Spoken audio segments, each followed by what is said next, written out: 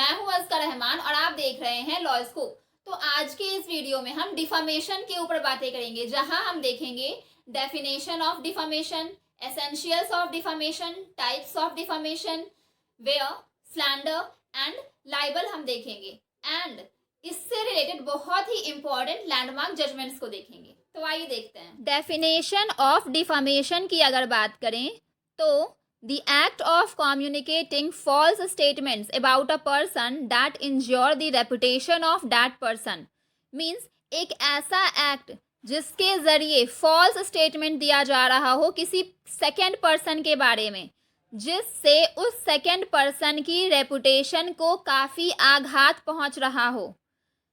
Every man has a right to reputation. हर इंसान का अधिकार है अपने आत्मसम्मान को बचाना। हर इंसान के पास अपने आत्मसम्मान का अधिकार होता है। तो डिफामेशन एक ऐसा टॉर्ट है जिसके ज़रिए किसी इंसान की रेपुटेशन को काफ़ी आघात पहुंचता है। और अगर ऐसा कुछ होता है, किसी इंसान की रेपुटेशन को हार्म होता है, इंजर्ड होती है, तो वो इंसान यानी कि प्लेंटिफ उसके अगेंस्ट एक्शन ले सकता है। डिफामेशन एक एक्शनेबल टॉर्ट है। डिक्शन वर्सेस होल्डन में यह बोला गया था कि a man's reputation is his property. एक आदमी का रेपुटेशन उसकी एक प्रॉपर्टी की तरह होती है, या फिर हम यूँ कहें कि उसकी प्रॉपर्टी से भी ज़्यादा वैल्यूएबल होता है उसका आत्मसम्मान। किसी भी इंसान का आत्मसम्मान उसके लिए बहुत इम्पॉर्टेंट होता है, मोर देन एवरीथिंग। ये एक नोट करने वाली बातें हैं कि हर तरह का डिफामेशन या तो सिविल रॉन्ग भी हो सकता है या फिर क्रिमिनल रॉन्ग भी हो सकता है। डिफामेशन सिविल रॉन्ग भी हो सकते हैं और क्रिमिनल रॉन्ग भी हो सकते हैं। अगर डिफामेशन सिविल रॉन्ग है तो उसके अगेंस्ट हम सिविल एक्शन ले सकते हैं, और अगर वहीं वो डिफामेशन क्रिमिनल रॉन्ग है तो उसके अगेंस्ट हम क्रिमिनल एक्शन ले सकते हैं। एसेंशियल्स ऑफ डिफामेशन की अगर बात करें तो इसका फर्स्ट पॉइंट है the words must be false and defamatory.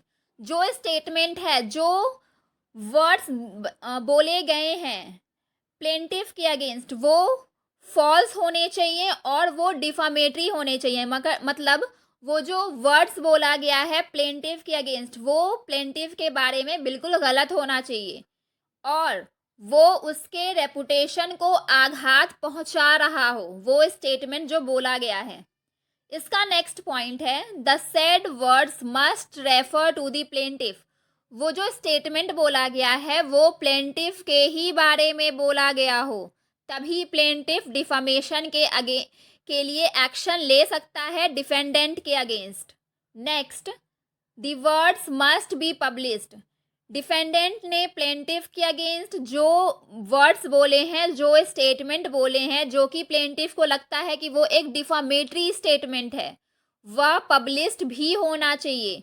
Means वो जो डिफामेटरी स्टेटमेंट दिया है डिफेंडेंट ने प्लेंटिफ के अगेंस्ट, वो स्टेटमेंट कई लोगों को पता चली जानी चाहिए, वो पब्लिश्ड होना चाहिए, वो लोगों के नज़र में आ जाना चाहिए। अगर ये 3 पॉइंट कवर हो जाता है तो जाकर वो डिफामेशन कहलाएगा। सबसे पहले तो वो जो स्टेटमेंट बोला गया है वो फॉल्स होना चाहिए, वो बिल्कुल गलत होना चाहिए।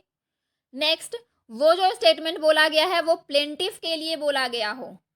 थर्ड, जो स्टेटमेंट बोला गया है वो पब्लिश्ड होना चाहिए। ऐसा नहीं कि डिफेंडेंट ने जो स्टेटमेंट दिया वो सिर्फ प्लेंटिफ को ही पता चला और किसी को पता ही नहीं चला। अगर ऐसा होता है तो फिर वो डिफामेटरी स्टेटमेंट नहीं होगा। अब हम डिफामेशन के टाइप्स के ऊपर बातें करेंगे। इंग्लिश लॉ में डिफामेशन को 2 पार्ट में डिवाइड किया गया है, लाइबल और slander.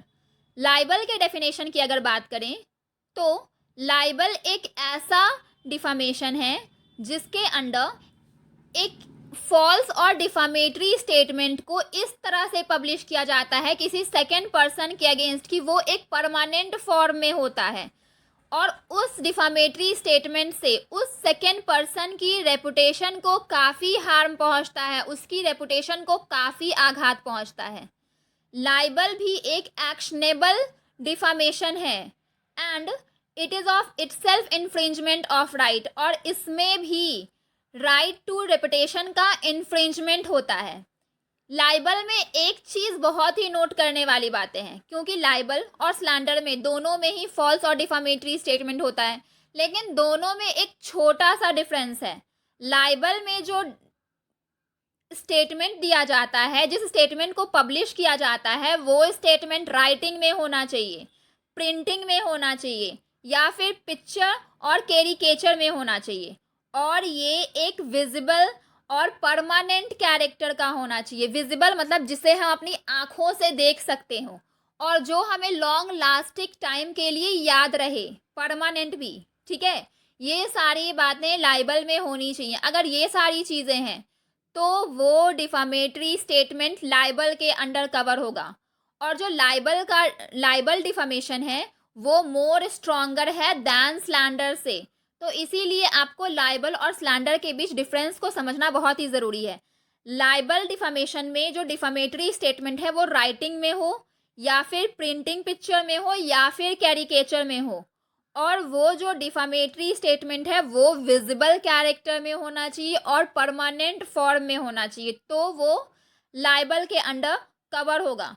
End of course defamation है तो उसमें राइट टू रेपुटेशन का इन्फ्रिंजमेंट और वायलेशन होगा ही।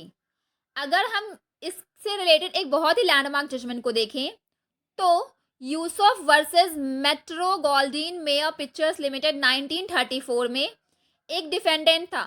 उन्होंने अपनी एक मूवी बनाई और उस मूवी में उन्होंने एक वुमेन को प्रदर्शित किया, जिसमें रियलिटी में वो जो वुमेन है वो बहुत ही अच्छे कैरेक्टर की थी और समाज में उसका एक बहुत ही अच्छा पोजीशन था।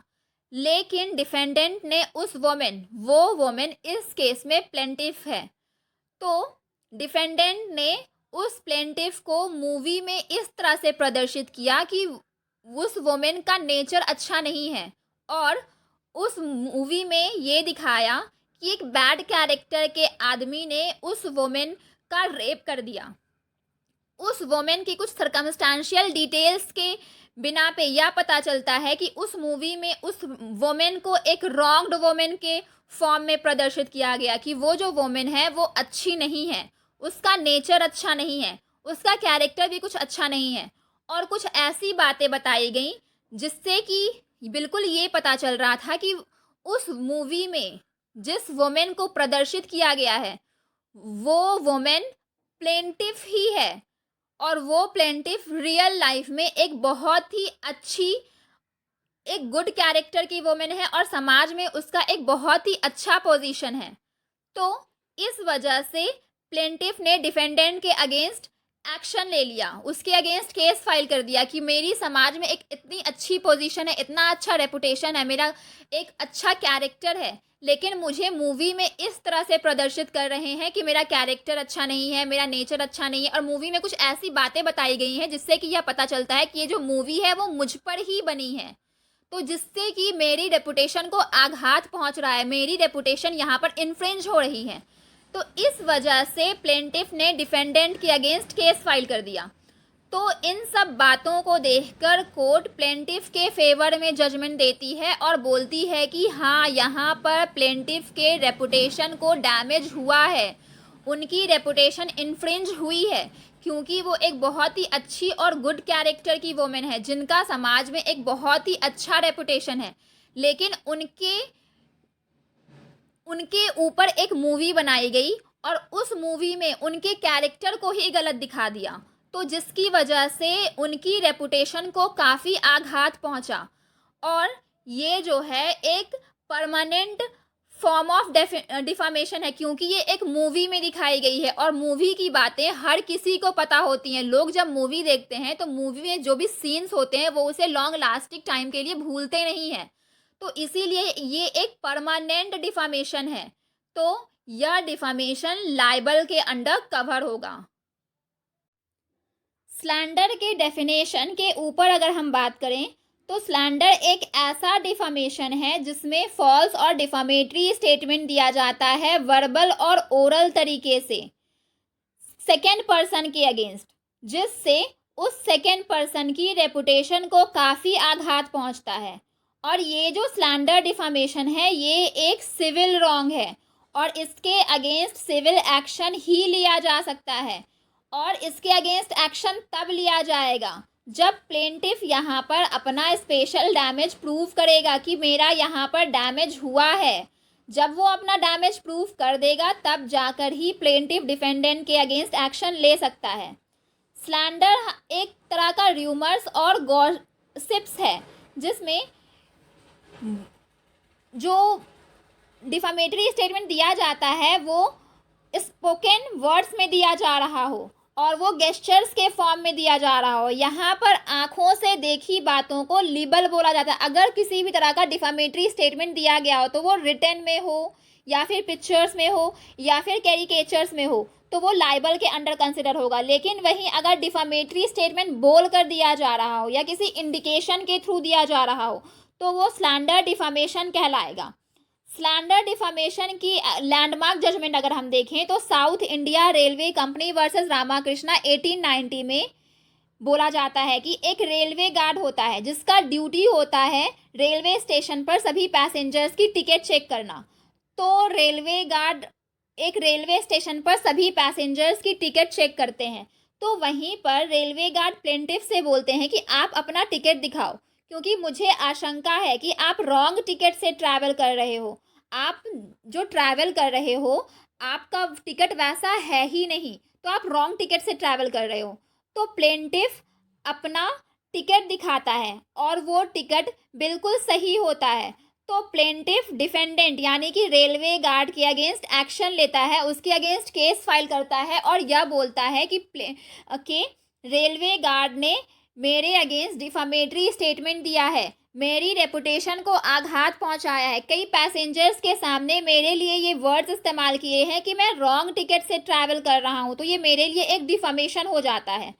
जब ये केस कोर्ट में जाता है तो कोर्ट यह बोलता है कि यहाँ पर किसी तरह का कोई डिफामेशन नहीं हुआ है क्योंकि रेलवे गार्ड की ये ड्यूटी है कि वो हर पैसेंजर का टिकट चेक करे।